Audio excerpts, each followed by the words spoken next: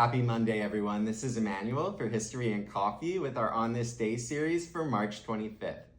Today we are celebrating the birthday of singer, songwriter, and chart-topping superstar Aretha Franklin, who was born on March 25th, 1942 in Memphis, Tennessee.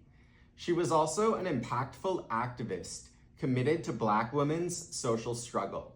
For example, in 1970, she offered to pay activist change leader Angela Davis's bail in the name of Black freedom. Shortly thereafter, Aretha Franklin told Jet magazine, quote, "I'm going to stick by my beliefs. Angela Davis must go free. Black people will go free. I've been locked up for disturbing the peace in Detroit, and I know you got to disturb the peace when you can't get no peace," end quote. Davis later reflected on these events and how they showed Franklin's tremendous influence and commitment to social justice. Davis stated, quote, "I believe that many people who may have been unlikely to associate themselves with me because of my communist affiliations probably joined the campaign as a result of Aretha's statement. It was a moment in which the campaign for my freedom achieved a really populist status among people in this country, and probably throughout the world as well. I will be forever grateful to Aretha because I think she played such an integral role of the success of the campaign," end quote. Franklin also performed at fundraising events in support of Davis's freedom. The FBI was quite concerned about this, with one federal agent flagging media coverage of Franklin's support for Davis in a declassified FBI memo.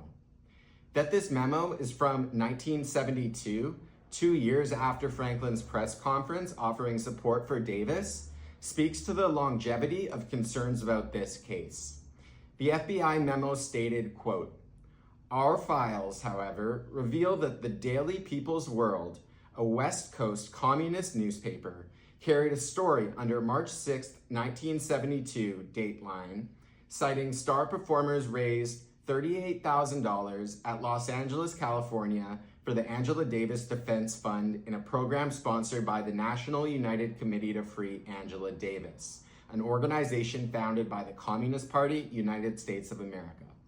Davis, self-admitted member of the Southern California District Communist Party of the United States of America, was facing murder kidnapping charges in California. Among the performers in the show was soul singer Aretha Franklin," end quote. This mentioned performance demonstrates how Franklin used her platform as a performer to advocate for and directly fund social struggle.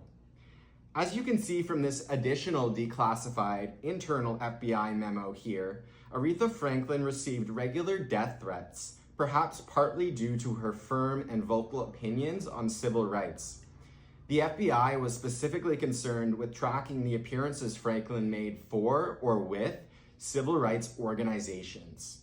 For example, in the summer of 1967, FBI documents cited a scheduled appearance by Franklin at an event for Dr. Martin Luther King Jr.'s Southern Christian Leadership Conference. One memo noted, quote, "On July 28, 1967, a confidential source advised the Southern Christian Leadership Conference will hold its 10th anniversary convention August 14th through 17th, 1967 in Atlanta. Headquarters of the convention will be the Ebenezer Baptist Church, of which Church Reverend Martin Luther King Jr., President SCLC, is assistant pastor. Aretha Franklin, popular entertainer, will also appear at the banquet," end quote. I emphasize these FBI documents in honoring Franklin's birthday because they show the federally sanctioned oppression she overcame on a regular basis, which makes her stellar professional accomplishments even more impressive. According to Rolling Stone magazine, she is the greatest singer of all time. This is despite the obstacles she faced through racism, sexism, and the Federal Bureau of Investigation. Thank you so much for watching. I hope you will join me again tomorrow for the next edition of our On This Day video series.